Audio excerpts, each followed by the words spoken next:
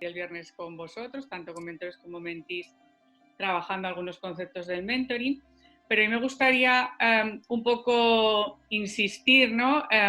Y trabajar sobre lo que es el concepto de agilidad, ¿no? Un concepto que parece estar de moda, ¿no? Porque por todos sitios se nos habla de ser ágiles.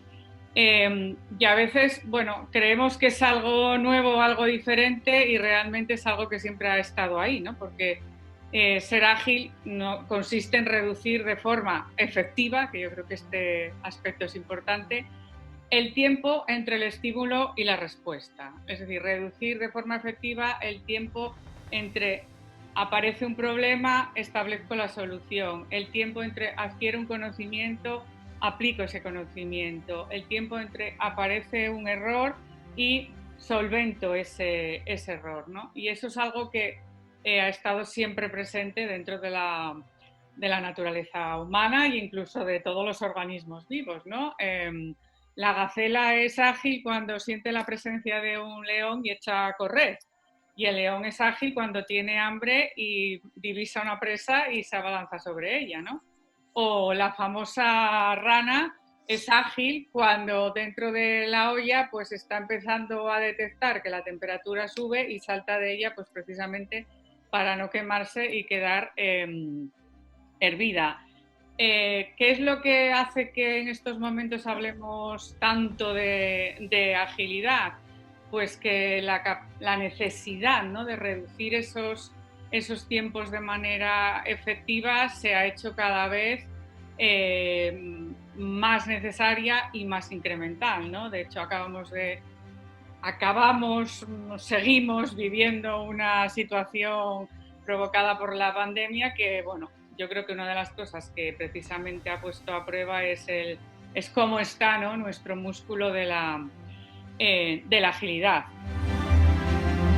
Ser ágil es mucho más que metodologías como Scrum, como Kanban u otras metodologías que se están utilizando en las organizaciones para implementar, ¿no?, la agilidad.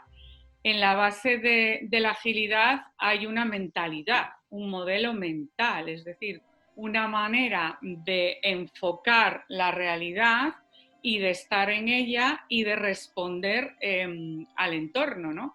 Y ese modelo mental se caracteriza por 8, digamos, principios o valores, ¿no?, que están presentes en el famoso manifiesto ágil y que están también presentes en lo que es el mentoring y la manera que tenemos de concebir el mentoring en la escuela, ¿no? Porque mentalidad ágil significa apertura al cambio, apertura a la experiencia, apertura a escuchar, apertura a las personas. Significa que tenemos que olvidarnos de ir a una sesión de mentoring como mentores con todo planificado. ¿Qué voy a hacer? ¿Qué voy a decir al mentí? ¿Qué voy a trabajar? ¿Qué le voy a preguntar? No, a una sesión de mentoring se va abierto a la experiencia de esa sesión, abierto a lo que me va a traer el mentí en esa sesión e ir respondiendo a sus necesidades y demandas del aquí y el ahora. Ser ágil mentalmente significa también poner el foco en la persona, en el cliente, en este caso en el mentí. Y eso implica más ir por detrás de él que por delante de él.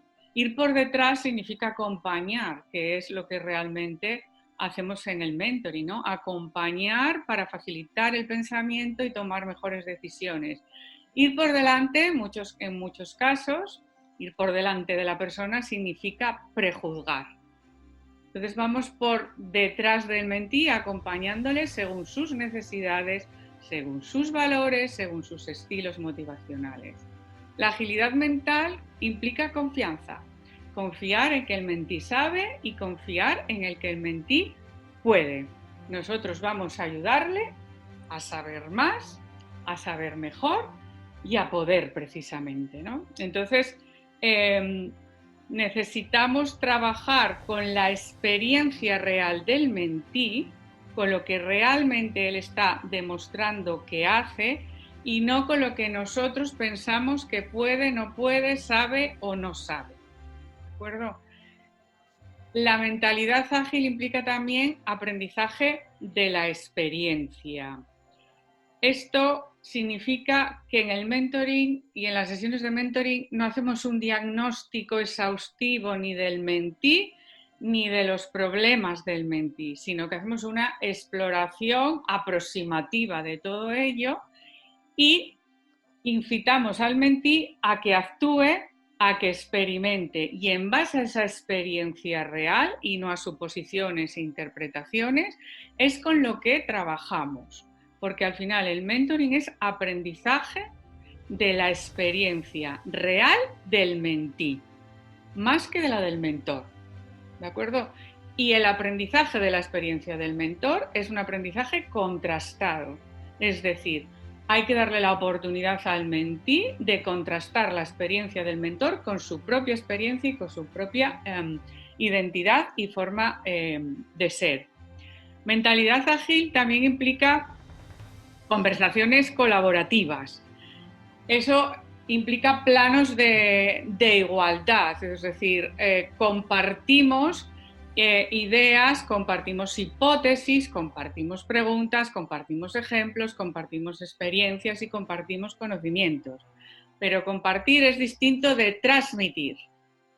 Compartir implica que una vez el mentor comparte toda esa sabiduría de la que es poseedor, pregunta al mentí cómo lo ves, a ti qué te parece, cómo te resulta de aplicable a tu situación, cómo encaja con tu manera de ver las cosas. Eso significa compartir y eso es un diálogo.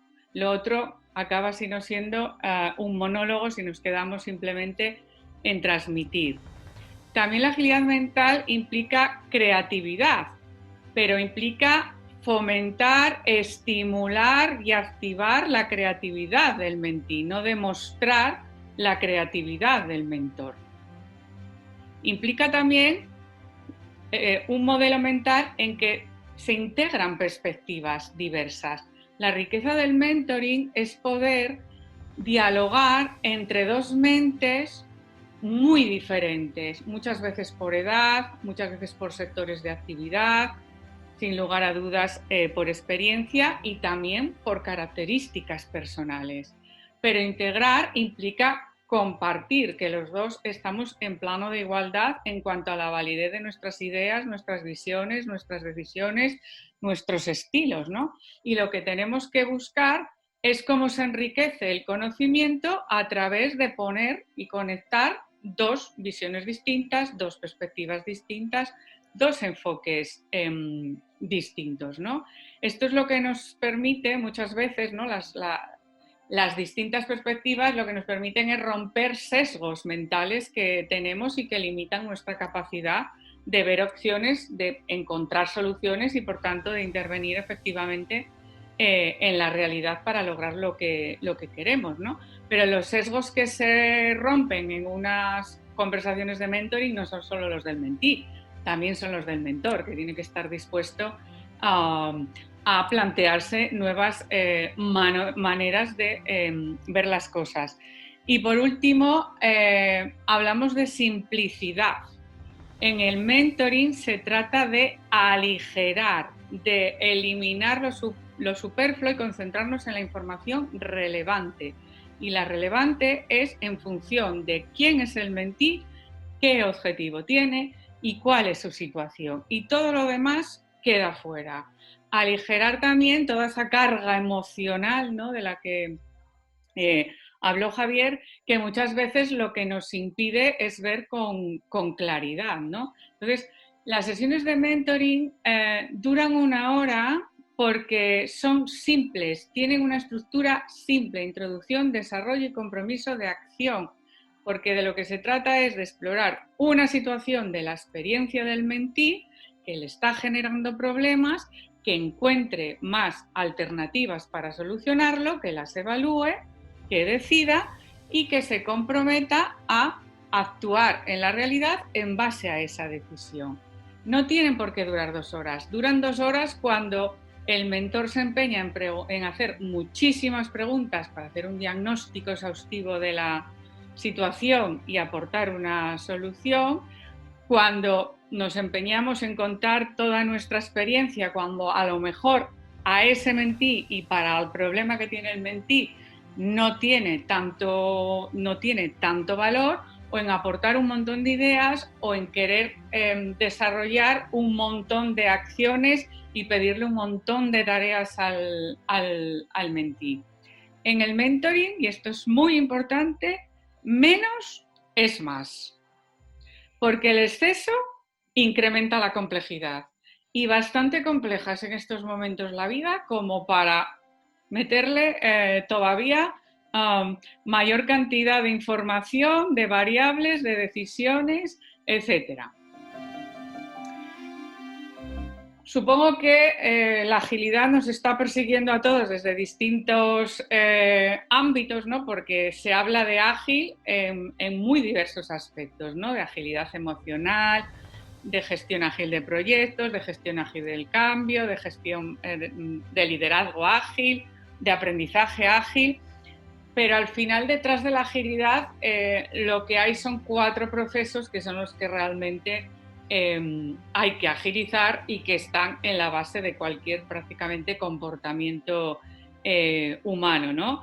Que es aprender a percibir de forma ágil el entorno, aprender a pensar de forma ágil sobre eso que percibo, ¿no? Que ese pensar ágil me lleve a decidir ágil, y de ahí a actuar, ¿no? A responder y actuar de manera ágil, y lo que es más importante aún, a aprender de forma ágil, porque es lo que al final nos va a hacer estar más preparados cada vez para responder de forma más rápida y efectiva al entorno. Y la metodología más antigua que existe para ser ágil es el aprendizaje de la experiencia. Y a eso precisamente responde, ¿no? La metodología integral Generative Mentoring que hemos diseñado en la escuela, ¿no? A diseñar una forma de optimizar los procesos de aprendizaje, cambio y desarrollo de personas y organizaciones. ¿Para qué? Pues precisamente para que esos procesos sean ágiles, efectivos, inteligentes y estratégicos. Y la mejor herramienta que existe para ser ágil son las preguntas. Y son las preguntas, ¿no?, las que utilizamos en todo ese proceso de aprendizaje. Y aquí es muy importante que tengamos en cuenta que al final un proceso de aprendizaje son 4 fases, y que parte de la agilidad o gran parte de la agilidad se consigue poniendo foco. Por eso un proceso de mentoring empieza con establecer un objetivo claro y concreto, y se trabaja todo el proceso en base a él. Todas las situaciones que va planteando el mentí en las diferentes sesiones se tienen que contrastar y conectar con el objetivo. Y las situaciones que se trabajan son aquellas que influyen en la consecución de ese objetivo. Si no influyen, no hay que trabajarlas en el proceso de mentoring. Las trabajará el mentí por su cuenta, de otras maneras, en otros momentos o más tarde. El foco al objetivo es lo que al final hace ágil el aprendizaje y hace que se acelere. Y simplemente esa focalización continua en el objetivo, tanto a la hora de evaluar las situaciones sobre las que se interviene, de tomar las decisiones sobre esas situaciones, ¿no?, de buscar las alternativas para afrontar esas situaciones, de actuar y experimentar para responder a esas situaciones y para ir, solventándolas, superándolas y avanzando, y de aprender de esas situaciones. Todo eso lo da que vayan conectadas al objetivo, y es el mentor en el que en todo momento tiene que ayudar a esa focalización hacia el objetivo, porque ese es uno de los grandes aprendizajes que se lleva una persona que pasa por un proceso de mentoring, y lo que hace que sea ágil en su vida para lograr las metas que se propone. Y en todo ello, como decía, la mejor herramienta que hay para la agilidad son las preguntas. Y yo aquí os planteo que penséis en una situación que se os haya dado recientemente, en la que hayáis intervenido vosotros y a lo mejor, bueno, no estáis del todo satisfechos o convencidos con el resultado obtenido, ¿no? Y yo os haría una serie de preguntas, en este caso es un proceso de 6, sobre esa situación, ¿no? Os haría que os preguntarais cuál es el objetivo o propósito que teníais con lo que hicisteis en esa situación. ¿En qué medida lo que hicisteis ha logrado ese propósito u objetivo? ¿Qué otra cosa creéis que podríais haber hecho para lograrlo? ¿Qué os impidió hacerlo? ¿Qué has aprendido de todo esto?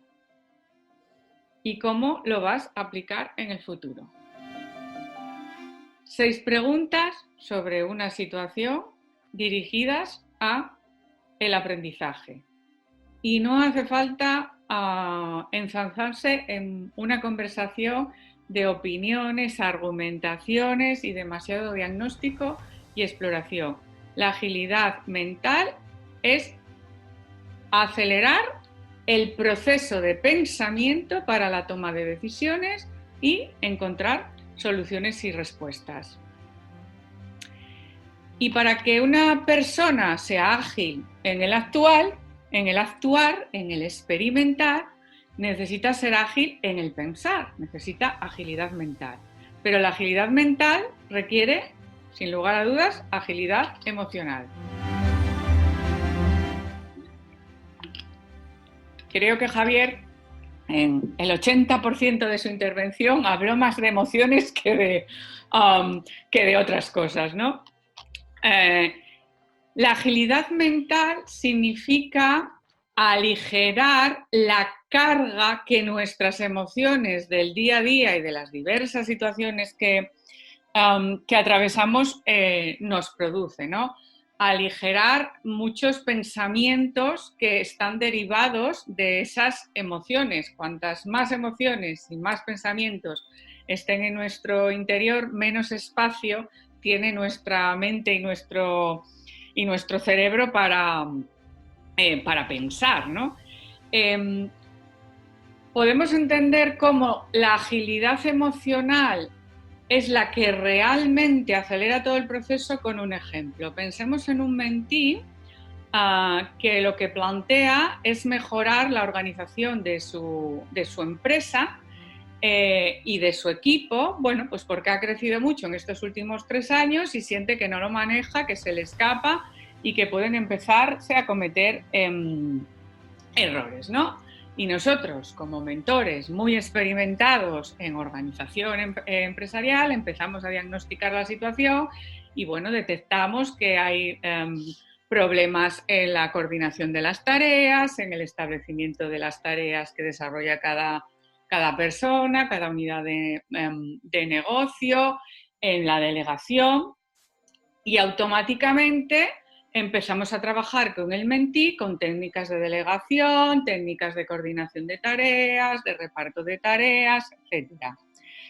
Pero resulta que a medida que van pasando las sesiones, lo que se empieza a descubrir es que parte del problema está en que esa persona pues tiene dificultades para delegar porque no sabe decir no. Y cuando su equipo viene con problemas de que no sabe hacer, no puede hacer, que le ayudan a decidir, pues él hace delegación hacia arriba y se vuelve a cargar con las tareas de su equipo y empieza él a solucionarlas, a responderlas y a ocuparse de ellas. Descubrimos también que por esa dificultad para decir no, pues el mentí acepta trabajos que le encargan clientes sin pararse a pensar si la carga de trabajo lo soporta, si su equipo lo puede afrontar, etcétera, etcétera, etcétera, ¿no? Y entonces al final, pues parece ser que las dificultades de organización de esa empresa están más en una dificultad para decir no del mentí que en falta de técnicas para delegar o organizar. De hecho, todas las técnicas probadas no funcionan porque sigue teniendo con el problema de no sabe decir no. Y no saber decir no, pues tiene mucho que ver con una emoción de miedo al rechazo, si digo no, miedo a qué pensarán de mí si digo no, miedo a perder un cliente si le digo que no. Tiene mucho que ver con la creencia de los demás siempre primero, tengo que estar atento, solícito y ser amable con lo que me piden porque si no soy egoísta, porque si no cuando yo pido pues no me van a dar o a atender. Puede tener que ver con un valor de la generosidad de ese mentí interpretado inadecuadamente. Pero claro, el mentor ahí no entra porque es que eso es personal. Esos son problemas personales del mentí. ¿Y qué pasa cuando no entramos ahí? Pues que todas las técnicas que se trabajan al final no acaban funcionando. ¿Y qué pasa cuando realmente entramos ahí? ¿Qué pasa cuando entramos a trabajar la dificultad de decir no del mentí, que tiene mucho que ver con valores, con creencias, con estilos motivacionales y sobre todo con emociones? Que cuando el mentí aprenda a superar esa dificultad en el decir no, no solo mejora su delegación y probablemente su capacidad de organización, sino que pueden mejorar otras muchas habilidades como puede ser la de negociar, porque alguien que no sabe decir no tenderá a ceder en las negociaciones y eso le puede pues traer consecuencias indeseadas. Es decir, que trabajando donde realmente hay que trabajar, al final estamos impactando en tres habilidades distintas: delegar, organizar y negociar. Que si tenemos que trabajar por separado las tres con distintas técnicas, os aseguro que nos lleva muchísimo más tiempo. Entonces, a mí me gustaría que nos quedáramos con la idea, que casi yo creo que en estos momentos es una reivindicación, ¿no?, de que lo personal es profesional. Igual que hace muchos años el feminismo dijo que lo personal es político, pues yo creo que es el momento de decir que lo personal es profesional, porque un profesional se construye desde una persona. Y si algo me enseñó a mí la crisis del 2008, cuando me dedicaba a asesorar a negocios y a empresas, es que muchas empresas no la resistieron precisamente por temas personales de quienes la dirigían. Porque cuando las cosas empezaron a hacer aguas, esas personas tenían dificultades para ver con claridad, para tomar decisiones, para enfrentarse a situaciones como comunicar a sus trabajadores una situación de ERE, como decidir vender una empresa porque era la mejor solución y no ser capaces de negociar esa venta, debido a qué? Pues a una serie de emociones, ¿no? Pues de miedo, de fracaso, etcétera, que por no haberse trabajado salieron todas en la crisis y dificultaron muchísimo tomas de decisiones e incluso situaciones, ¿no?, de vida de muchos directivos y directivas y dueños de empresas. A mí lo que me enseñó la crisis fue decidirme a dejar de asesorar negocios y empresas y pasar a asesorar a personas, ¿no?, que es lo que hago precisamente ahora. Para atreverse a hacer, para atreverse a probar, para atreverse a experimentar, una persona lo tiene que ver claro, tiene que tener claridad mental, y para tener claridad mental hay que tener claridad emocional. Entonces, acordaros que el primer paso es la agilidad emocional, el segundo la mental y el tercero la experiencial o la ejecutiva o la de actuar, ¿no? Por último, me gustaría terminar con 10 claves, ¿no?, que el mentoring aporta para favorecer una mentalidad ágil. Primero, y nunca insistiré bastante en este tema del objetivo, un proceso de mentoring se basa en la formulación de un objetivo claro, concreto y medible por parte del mentí, y ahí ayudamos los mentores. Y en una evaluación continua y medición continua de cómo cada acción que el mentí va desarrollando, cada aprendizaje y cada cambio contribuye al logro de ese objetivo. De ahí que además del objetivo es necesario establecer los indicadores de logro. Acordaros lo que os decía, ¿no? Que si yo no sé que lo he logrado, no experimento ni confianza ni satisfacción, y eso influye en la motivación futura.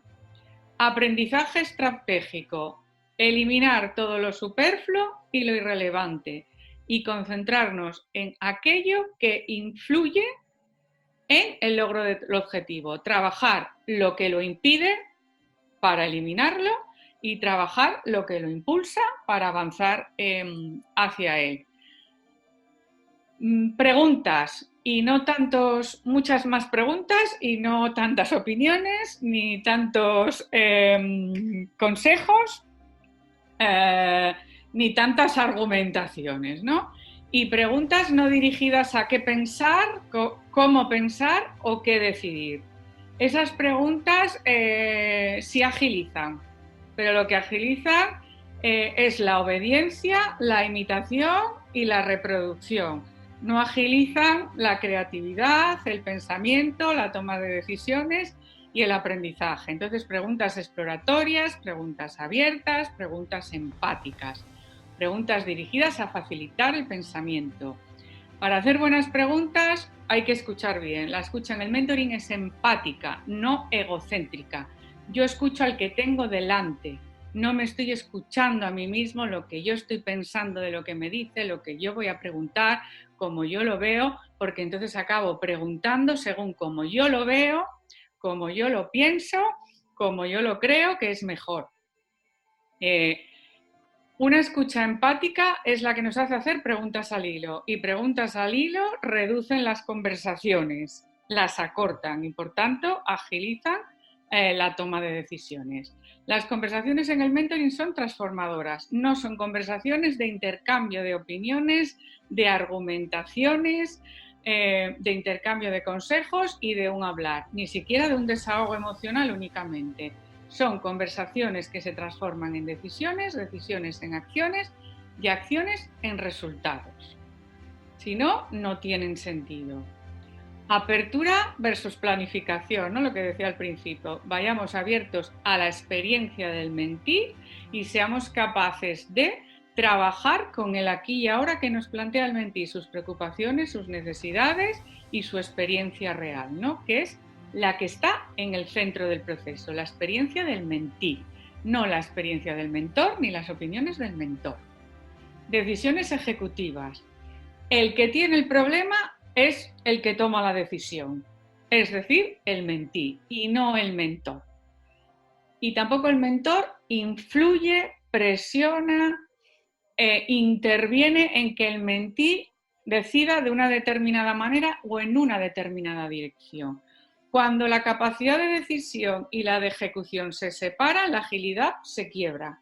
Porque, entre otras cosas, una decisión tomada desde la presión o la influencia es una decisión tomada desde el tengo que. El mentí no la siente suya y, por tanto, se va a resistir inconscientemente a llevarla a cabo. Y eso compromete la agilidad. Contextología. Vosotros tenéis que ayudar como mentores a que el mentí en todo momento haga una lectura del contexto en cuanto a las oportunidades que le brinda para lograr sus objetivos, para aprender y utilizar las variables que el contexto tiene en favor de su aprendizaje, de su cambio y del logro de los objetivos, ¿no? Y ahí sí que la experiencia del mentor es tremendamente importante, porque creo que si por algo se caracteriza una persona que tiene mucha experiencia es por hacer buenas lecturas del contexto, ¿no? Lo que se trata es de que ayudemos a que aprendan a hacerlo los mentís. Y por tanto, por último, las relaciones de mentoring son cross-experienciales, es decir, nos nutrimos de las experiencias mutuas, no solo el mentí de las del mentor, ¿no? Y precisamente en ese intercambio de experiencias es donde se produce creatividad, donde se facilita el pensamiento y donde se produce verdadero aprendizaje. El mentoring no se trata de que el mentor demuestre su agilidad en la resolución de problemas, en la toma de decisiones o en su agilidad mental. Se trata de que el mentor ayude, entrene y favorezca la agilidad mental del mentí. Y para esto hay algo que es de tremenda importancia, que es la confianza. En la cultura del control, que significa el diagnóstico, la planificación muchas veces, el ir por delante, ¿no? Y no confiar en las personas, en la cultura del control es imposible que brote la agilidad. Es como pedirle a una flor que brote en el cemento. Más o menos un milagro, ¿no? De la naturaleza. Para que brote la creatividad de una persona, sus ideas, su capacidad de pensar, de tomar decisiones, de actuar, es necesario confiar en ella, en que puede, confiar en que es capaz de encontrar soluciones, confiar en que es capaz de tomar buenas decisiones y que puede llevarlas a cabo y obtener resultados, confiar en su singularidad y en su esencia única de hacer las cosas, y desde ahí simplemente guiarle a través de buenas preguntas para que encuentre sus propias respuestas. Espero que con estas claves empecemos, ¿no?, a partir de mañana a favorecer la mentalidad ágil de nuestros mentís, de vuestros mentís en vuestro caso. Muchas gracias.